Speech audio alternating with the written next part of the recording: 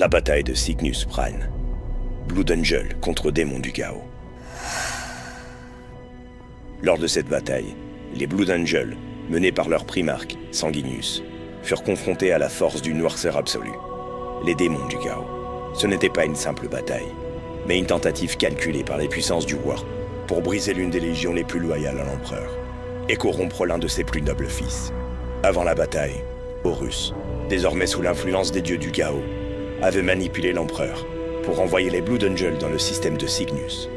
Horus savait que Sanguinius et ses fils étaient une menace redoutable pour ses plans de trahison, et il espérait qu'en les attirant dans ce piège, il pourrait les anéantir ou les corrompre. Le système de Cygnus était déjà tombé sous la coupe du chaos lorsque la flotte des Blood Angels arriva.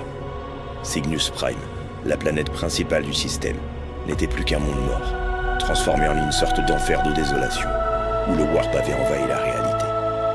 Le paysage était défiguré, les cieux étaient rouges de sang, et l'air lui-même semblait chargé de haine. Ce qui attendait Sanguinius et ses guerriers était bien plus qu'une simple armée ennemie. À la tête des forces du chaos se trouvait Kabanda, un gigantesque buveur de sang, l'un des démons les plus puissants de Khorne, le dieu du sang et de la guerre. Kabanda n'avait qu'un seul but, détruire Sanguinius et ses Blood Angels, pour offrir leur âme à son maître, et semer la folie et la haine dans leur légion. Il espérait ainsi provoquer la chute de Sanguinius, en exploitant les ténèbres cachées au plus profond de l'âme du primarque. Les Blood Angels débarquèrent sur Cygnus Prime, pensant affronter une rébellion humaine. Mais dès leur arrivée, ils furent plongés dans l'horreur. Des légions de démons, des créatures du Warp au visage déformé et au corps monstrueux, les attendaient. Ce fut un choc pour les Space Marines, qui n'avaient jamais affronté une telle force auparavant. La bataille s'engagea dans une ambiance de cauchemar. Les Blood Angels se battirent avec la férocité qui les caractérisait, mais chaque démon abattu semblait être remplacé par deux autres, jaillissant du Warp. Ivres de sang, les démons de Khorne frappaient sans relâche, tandis que ceux de Slaanesh chuchotaient des promesses de plaisir et de pouvoir aux Space Marines. C'était une guerre où non seulement les corps étaient attaqués, mais aussi les esprits. Au cœur du combat, Kabanda se dirigea vers Sanguinius. Le primarque des Blood Angels, aux ailes majestueuses et aux pores nobles, incarnait tout ce que les dieux du chaos méprisaient, la beauté, la pureté et l'espoir. Kabanda savait que s'il pouvait briser l'ange, il briserait l'esprit des Blood Angels. Le duel entre Sanguinius et Kabanda fut titanesque.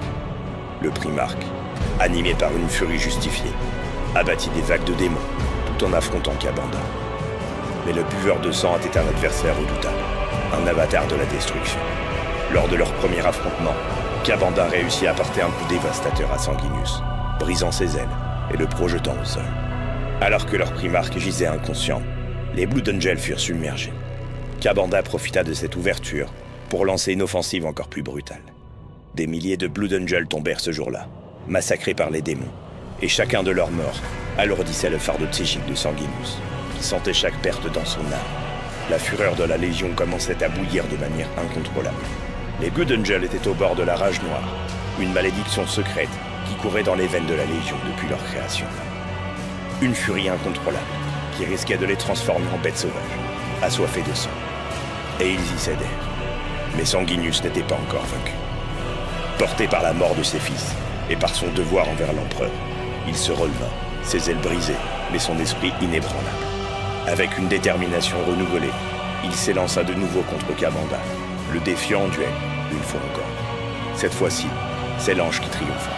Dans un ultime élan de force, Sanguinius transperça Kabanda, envoyant le démon de Khorne dans les abysses du Warp. Le massacre des Blood Angels s'interrompit, et bien que leur victoire fût dûment acquise, ils avaient repoussé les démons du chaos. Mais à quel prix? La bataille de Cygnus Prime ne laissa pas les Blood Angels indemnes. Bien que victorieux, les pertes étaient immenses, et la Légion portait désormais les cicatrices de cette bataille dans leur âme.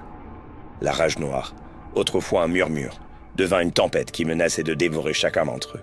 Mais au centre de cette tempête se tenait Sanguinius, qui par son exemple, parvint à maintenir ses fils au contrôle. Pour l'instant, Cygnus Prime avait été un piège du chaos, et bien que les Blood Angels aient survécu, ils avaient frôlé la corruption. La victoire de Sanguinius sur Kabanda était légendaire, mais elle annonçait les épreuves à venir.